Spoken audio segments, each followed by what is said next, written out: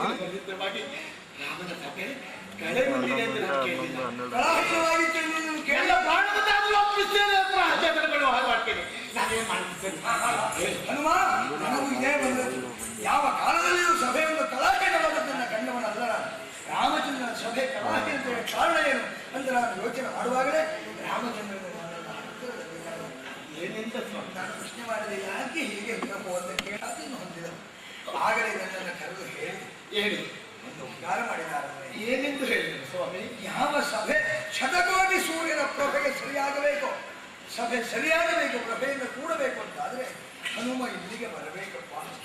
ಆದ್ದರಿಂದ ಹನುಮನನ್ನ ಕರೆತರುವ ಕಾರ್ಯ ನಿನ್ನಿಂದಲೇ ಆಗಬೇಕು ಅಂತ ರಾಮಚಂದ್ರನೇ ಪರೀಕ್ಷೆ. ಹಾಗಾಗಿ ನಿನ್ನನ್ನು ರಾಮನೊಳಗೆ ಅಯೋಧ್ಯೆಗೆ ವರೆಗೆ ನಿನ್ನನ್ನು ಕರೆದುಕೊಂಡು ಹೋಗುವುದು.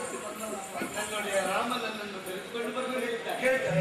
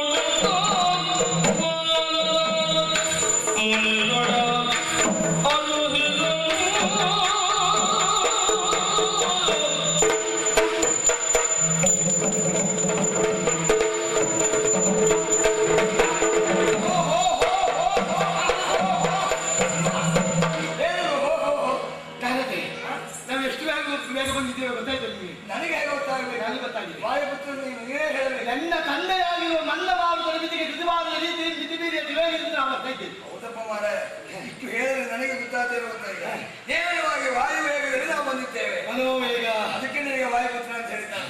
ಹಾಗಾಗಿ ನನ್ನನ್ನು ಇಲ್ಲಿವರೆಗೆ ಕರೆದು ನಾನು ನನ್ನನ್ನು ಇಲ್ಲಿವರೆಗೆ ಕರೆದುಕೊಂಡು ಬಂದೆ. ಹಾಗಾದ್ರೆ ಇದ್ದಕ್ಕೆ ಯಾಕೆ? ಹೌದು, ನೀನು ನೇರವಾಗಿ ಬಂದು ಮುಂದೆ ಹೋಗಬೇಕು, ಯಾವ ಸ್ಥಳವನ್ನು ಸೇರಬೇಕು ಅಲ್ಲಿ ಸೇರಬೇಕು ಅಂತ ಯೋಚನೆ ಮಾಡಿದ್ರೆ ಇದೇ ರೀತಿಯಾದ ಏನು ಕಾರಣ ನೋಡಿ.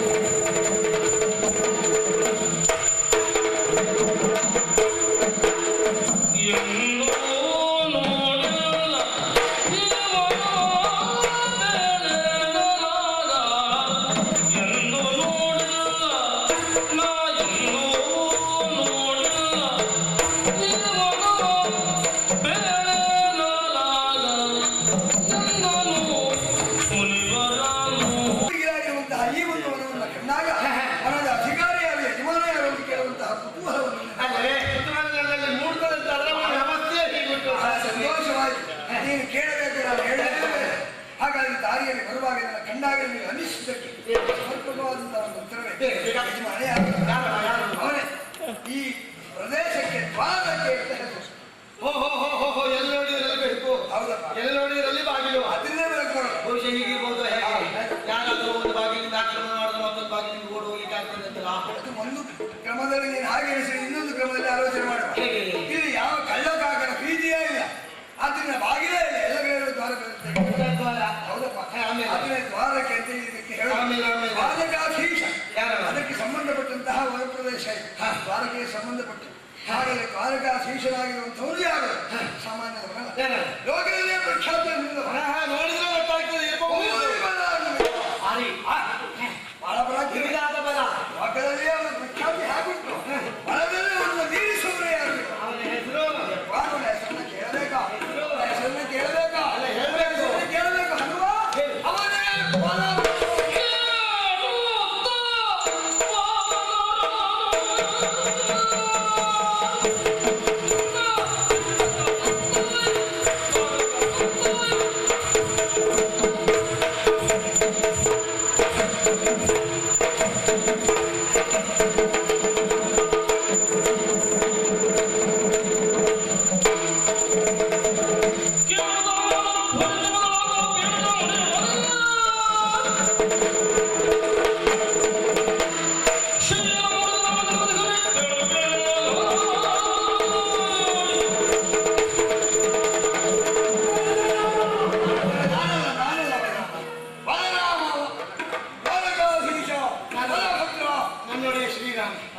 ಈ ಯುಗದಲ್ಲಿ ಹುಟ್ಟಿ ಮೈ ನೆನಪಿಲ್ಲ ಭಗವಂತ ಅಂತ ಹೇಳಿಸಿಕೊಳ್ತಾ ಇದ್ದಾನೆ.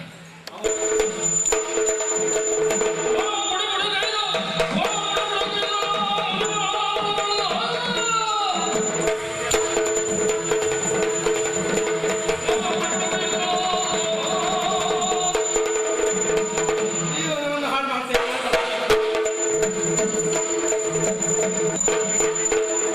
ನಮ್ಮ ಕಷ್ಟ ಯಾರು ಹೇಳಬೇಕು ಸ್ವಾಮಿ? ಇಷ್ಟೆಲ್ಲ ಮಾಡುವುದು ಹೊಟ್ಟೆಗಾಗಿ ಕೇಳು ಬಟ್ಟೆಗಾಗಿ. ಹೊಲ ಕಾಯ್ಕೊಂಡಿದ್ದವ ದ್ವಾರಕೀಶ್ವರಕ್ಕೆ ಬಂದು ಕೇಳಿದಾಗ ಹೊಲ ಕಾಯಿ ಅಂದ. ಇಲ್ಲಿ ಬಂದು ನೋಡ್ತೇನೆ ನಾವು ಕಷ್ಟಪಟ್ಟದ್ದೆಲ್ಲ ಹಾಳಾಗ್ಕೊಂಡು ತಿಮ್ಮಣ ಬೆತ್ತದ ಕೊಂಡಲ್ಲಿ ಬಿಡ್ತು ನಿನಗ ಹೊಲ ಹಾಳಾಯ್ತು. ನಾನು ತಲೆ ಬಿಸಿಲಿದ್ದೇನೆ ಇವತ್ತು ಹುಡುಗಾಟ ತಿಮ್ಮಣ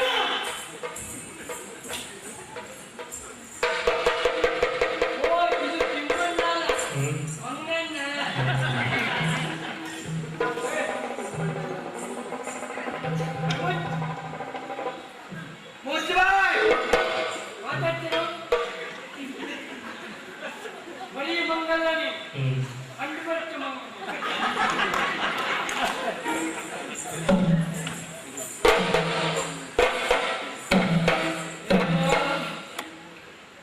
ಮನ ಹಾಳು ಮಾಡಿದ್ಯಾರು? ಯಾರನ್ನ ಕೇಳ ಹಾಳು ಮಾಡು? ನಿನ್ನನ್ನು ಕೇಳುವ ಅಗತ್ಯ ಇಲ್ಲ. ನನ್ನಷ್ಟಿಗೆ ನಾನು ಹಾಳು ಮಾಡಿದೆ. ಅದಕ್ಕೆ ನೀನು ಮಂಗ ಮನುಷ್ಯ ಆಗೋದು ಯಾವಾಗ? ನೀ ಸತ್ತ ಮೇಲೆ ನೀ ಸತ್ತ ಮೇಲೆ ಹಾಗಿದ್ರೆ ಒಂದು ಕೆಲಸ ಮಾಡುವ, ಇಬ್ಬರು ಒಂದ್ಸಲ ಸತ್ತು ನೋಡುವ.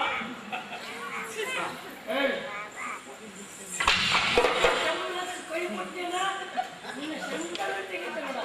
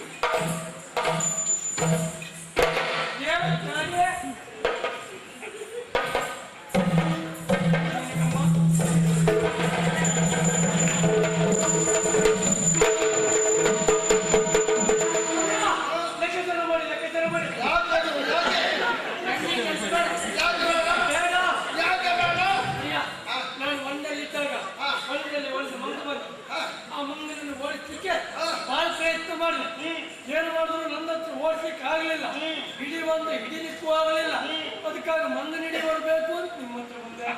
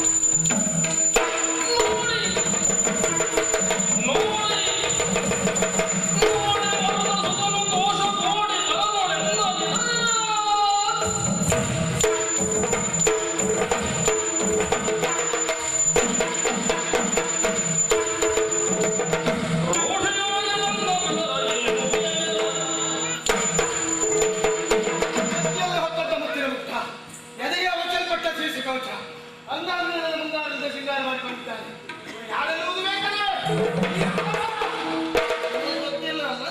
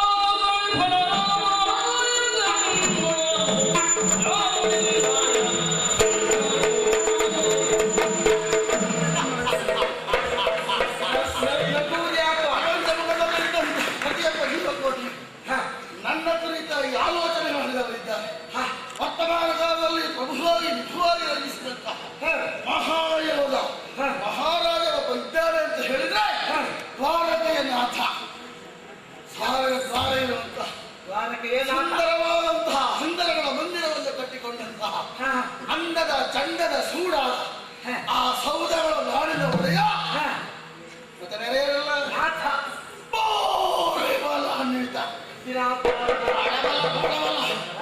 ಅಂತಹ ಬಲಾನ್ವಿತರಾದಂತಹ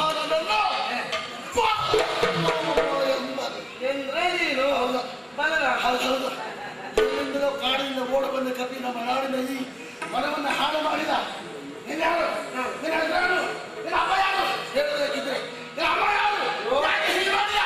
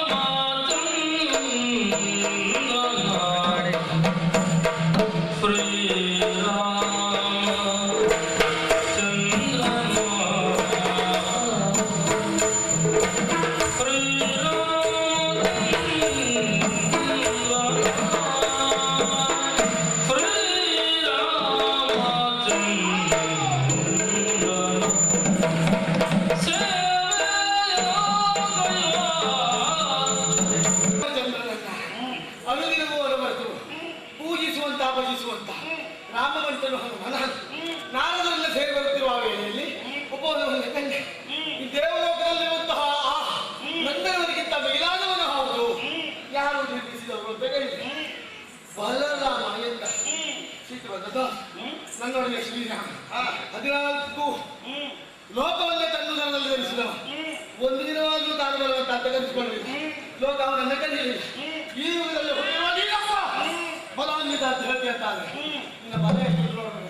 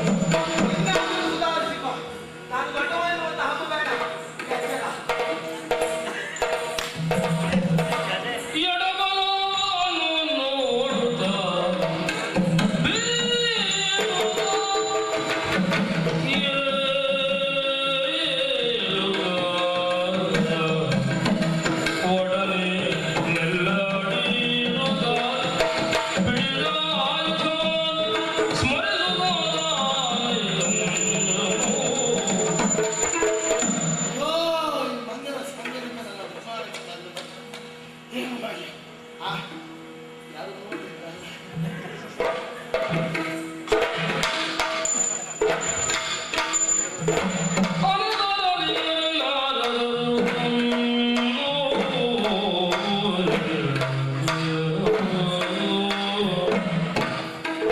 ಇಲ್ಲಿ ಯಾರು ಇಲ್ಲದೆ ಒಳ್ಳೇದಾಗಿ ಹೋಯ್ತು.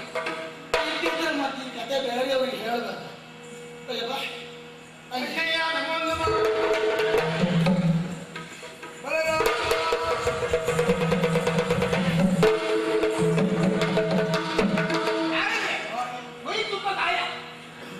ಯಾರು ಕುಡ್ತಾ ಇದ್ದಾರೆ ಯಾರು ಗೊತ್ತಾಗುತ್ತಿಲ್ಲ. ಇದೇ ಸಂದರ್ಭದಲ್ಲಿ ಅಲ್ಲಿ ನಿಂತು ಬರ್ಬೇಕಾ? ಅರಮನೆಯಲ್ಲಿ ಎಲ್ಲಿ ನಾಗದ್ರೆ ಮಂಗ ಕೃಷ್ಣ ಮಂಗ ಏನಾದ್ರು ನಾಗದ್ರೆ ಮಂಗ ಗೊತ್ತಾಗಿದೆ ಈಗ. ಕೃಷ್ಣ ಮಂಗ ಅಲ್ಲ ಕೈಯಲ್ಲಿ ನಾಗದ್ರೆ ಮಂಗ ಹಲಾವಿಂದ ಬಂದ ಹಾ ನಾಗದ್ರೆ ಹಲಾವಿಂದ ಅಂತ ಬಾರು ಮಾತಾಡೋದು ಬೇಡ. ಅಲ್ಲ ಉಂಟಲ್ಲ ಅದು ಹೀಗೆ ಡೊಂಕು ಡೊಂಕು ಹೌದಾ ಬಂದು ಅದು ಕೆಲವರು ಬುದ್ಧಿ ಇದ್ದ ಹಾಗೆ ಈ ಮಂಗಗಳೆಲ್ಲ ಮೇಲೆ ಅದು ಇರ್ತವೆ. ನಿಮ್ಮ ಕೈಯಲ್ಲೇ ಉಂಟು ಅಲ್ಲ, ಅದೇ ಡೊಂಕಿದ್ದು ನನ್ನ ಕೈಯಲ್ಲಿ ಉಂಟು. ನನ್ನ ಭಾಗ್ಯ. ಈ ವೇಳೆಗೆ ಮಂಗ ಇದ್ದದಲ್ಲಿ ಮರದ ಮೇಲೆ ಅದು ಕೆಳಗಿಳಿಸಬೇಕು ಅಂತಂದ್ರೆ ಯಾರಾದ್ರೂ ಮೇಲೆ ಹೋಗ್ಬೇಕಾಗಬಾರ್ದು. ಆಗ ನನ್ನ ಹತ್ರ ಸರಿ ಇಲ್ಲ ಅಂತ ಈ ಹಲವನ್ನೇ ಗಿರಿ ಗಿರಿ ಗಿರಿ ಗಿರಿ ಗಿರಿ ಗಿರಿ ಬೀಸಾಕ್ರೆ ನೋಡಿ. ಅದು ಅಚ್ಚೋಯ್ತು. ಅಲ್ಲ ತೊಂದರೆ ಆದದ್ದು ಎಲ್ಲಿ ಗೊತ್ತುಂಟು, ಎಲ್ಲಿ ಸ್ವಲ್ಪ ಡೊಂಕಿ ಇರ್ತದೆ ಅಲ್ಲೇ ಹಿಡ್ಕೊಳ್ತದೆ. ಹಾಗಾಗಿ ಅದು ಮೇಲೆ ಉಂಟು. ಗಾಳಿ ಬರಲಿ ಅದು ಕೆಳಗೆ ಬರ್ತದೆ. ಅದಕ್ಕೆ ಗಾಳಿ ನಾನು ಮನೆಗೆ ಹೋಗುವಾಗ ಎಷ್ಟೊತ್ತಿಗೆ ಗಾಳಿ ಬರ್ತದೆ. ಹಾಗಾದ್ರೆ ಗಾಯ ಆಗುತ್ತೆ ಮಂಗ ಮೇಲೆ ಇರ್ತದಲ್ಲ, ಮತ್ತೆ ನಾವು ಕೆಳಗೆ ನೋಡಿ ನಡೀಲಿಕ್ಕೆ ಆಗ್ತದೆ. ಹಾಗೆ ಬೆಳೆಯುವಾಗ ನಿಂತು ಹೌದು, ನಡೆಯುವಾಗ ಏನು ಮಂಗ ಎಲ್ಲ ಉಂಟು ಅಂತ ನೋಡ್ತಾ ಹೋಗ್ಬೇಕು. ಕೆಳಗೆ ಹುಲ್ಲುಂಟು ಮುಳ್ಳುಂಟು ಇದು ಬೆಳೀತಾ ಹಿಡಿಯುವುದೇ ಉದ್ದೇಶ. ಅದಕ್ಕೆ ಬೇಗನೆ ಮುಗಿಸು. ಮಾತಾಡೋದು ಬೇಡ. ಹೌದೌದು ಹೌದೌದು. ಅಲ್ಲ ವಿಷಯ ಏನು ಅಂತ ನಮ್ಗೆ ಅರ್ಥ ಇದೆ. ಅವನಿಗೆ ನೋವೆಲ್ಲ ಹೋಗಿ ಹಸ್ತಸ್ಪರ್ಶ ಆದ್ರೆ ಒಳ್ಳೆಯದು. ಮಂಗನಿಂದ ಎಷ್ಟು ಪೆಟ್ಟು ತಿಂದಿದ್ಯಾ ಎನ್ನುವುದು ನನಗೆ ಗೊತ್ತಾಗಿದೆ. ದೂರದಿಂದ ನಿಂತು ನೋಡಿದವರು ಕೆಲವರಿಗೆ ಗೊತ್ತುಂಟು ಬಿಟ್ಟರೆ ಯಾವ ಬೇರೆಯವರಿಗೆ ಆಗೋದು ಬೇಡ. ಮಂಗನಿಂದ ಏನಾಗ್ತದೆ ಅಂತ ನೋಡುವುದು ಯಾರು ಬೇಡ. ಅದು ಬಹಳ ಕಷ್ಟ. ನೋಡುದು ಬೇಡ ಬೇಡ ನೋಡುವುದೇ ಬೇಡ. ಸಾಮಾನ್ಯ ಮಂಗನಲ್ಲ, ಯಾರು ಏನೇನುವುದು ನಿನ್ನ ಜ್ಞಾನಕ್ಕೆ ಬರಬೇಕು ಅಂತ ಆದ್ರೆ ಈಗ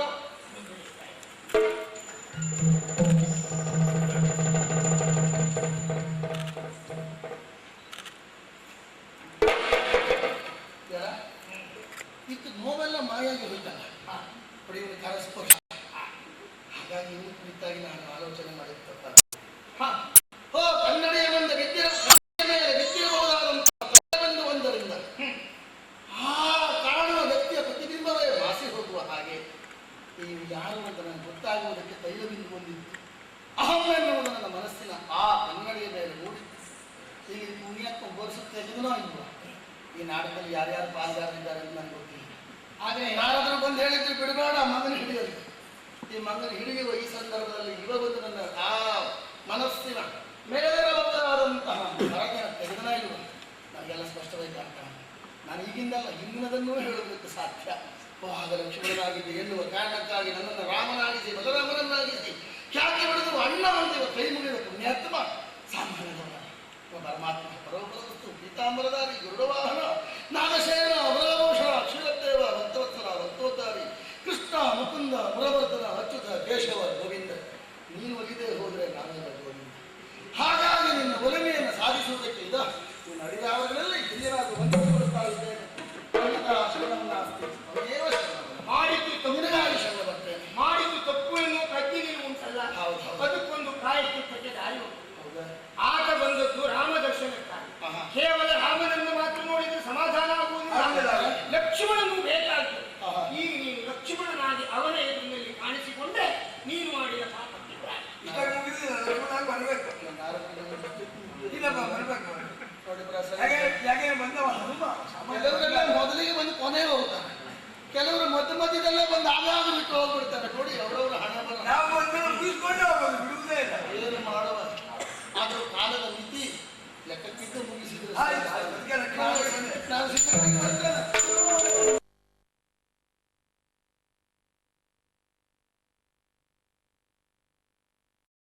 ಗೃಹಸ್ಥ ಧರ್ಮದಲ್ಲಿರುವಂತಹ ಗೃಹಿಣಿಯಾದವರು ಸತ್ಯಭಾಮಿ ಉಪಚಾರದ ಸಮಯವನ್ನು ತಿಳಿದು ನಿಮ್ಗೆ